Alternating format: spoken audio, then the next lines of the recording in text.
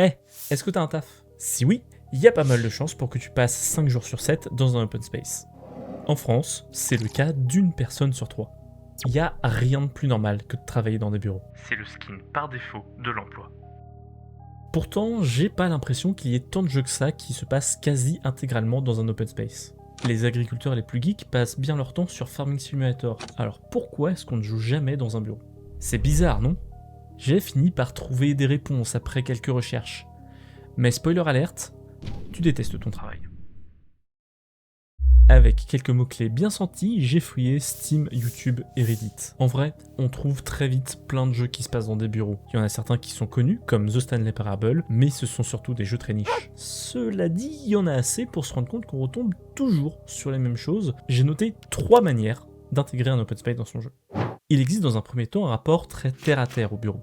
C'est une usine à chiffres dans laquelle on va créer de la valeur et se dégager un salaire. Cette logique d'enrichissement par l'effort va servir de base à de nombreux jeux de simulation. D'ailleurs, en ce moment, il y a une vraie tendance de jeux simu bon marché un peu pété à la première personne. Vous inquiétez pas, c'est un travail de professionnel. Madame, je travaille depuis des années là-dedans. À cela viennent s'ajouter des jeux de gestion où on prend le contrôle d'un manager ou d'un patron omniscient devant diriger une entreprise entière. Le gameplay change, mais le but reste identique. On doit produire. L'environnement est toujours présenté comme étant assez neutre.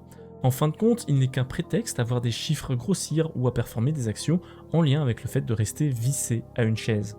C'est ce que tous les simulateurs de taf un peu bancals qu'on a évoqués tantôt tentent à prouver. Il n'y a que peu de différence entre Gas Station Simulator et Fast Food Simulator finalement. On effectue des tâches visant à vendre un produit, dont la vente nous permettra de faire d'autres produits jusqu'à atteindre une forme grotesque d'oisiveté, qui fait perdre au jeu toute sa saveur et son intérêt. Le fabuleux monde de l'open space ne déroge pas à la règle. Alors je dis pas que c'est mal pour autant, hein. C'est juste une limite inévitable de ce genre de système que l'on finit toujours par atteindre. Tiens, par exemple, Game Dev Tycoon, super jeu où on fait des jeux vidéo. C'est très fun, mais ça reste un prétexte. Il aurait pu être remplacé par le développement d'applications mobiles ou prendre place dans une usine à clous, que l'expérience n'aurait pas beaucoup bougé. Heureusement, pour s'opposer à ce genre de rapport très premier degré, il existe l'humour. Et je ne parle pas que de situations rigolotes. Pour reprendre Game Dev Tycoon, il a toute une surcouche parodique de l'univers du jeu vidéo, mais son rapport au lieu de travail, lui, reste sérieux. C'est bien ce rapport qui, lorsqu'il est considéré avec une pointe de sel, permet de créer des expériences plus intrinsèquement liées au bureau. Si The Stanley Parable avait pris place dans une usine à clous, son expérience aurait été différente. D'une part car le monde de l'usine n'est plus aussi relatable aujourd'hui qu'il y a un siècle, d'autre part car Stanley ne se rend pas compte que tout le monde a disparu parce qu'il est isolé dans son box.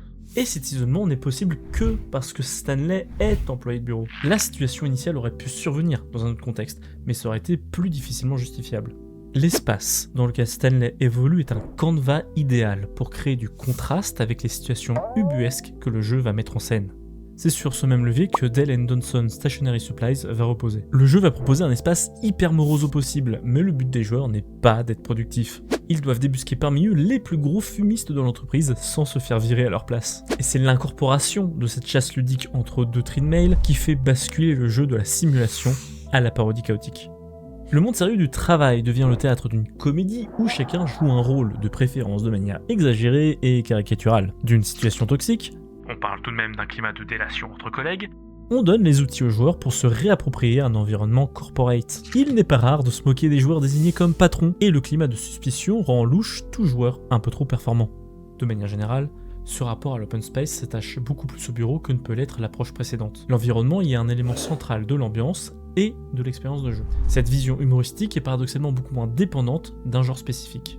On vient d'évoquer un jeu d'aventure narratif et un jeu multijoueur, mais ça peut très bien se retrouver dans un jeu de gestion. Workemon le fait très bien. C'est un petit jeu incrémental sur smartphone. On y joue un patron qui doit aller capturer ses employés pour les faire travailler dans son entreprise. C'est débile, c'est rigolo. Mais surtout, ça ne pourrait pas se faire sans l'image du grand chef qui micromanage ses employés dans l'open space qu'on voit sur l'écran principal. Et la parodie de Pokémon aussi, il faut l'avouer. Mais il se passerait quoi si on prenait les mêmes jeux mais qu'on n'avait pas le droit de rire? Et si Stanley n'avait pas son narrateur?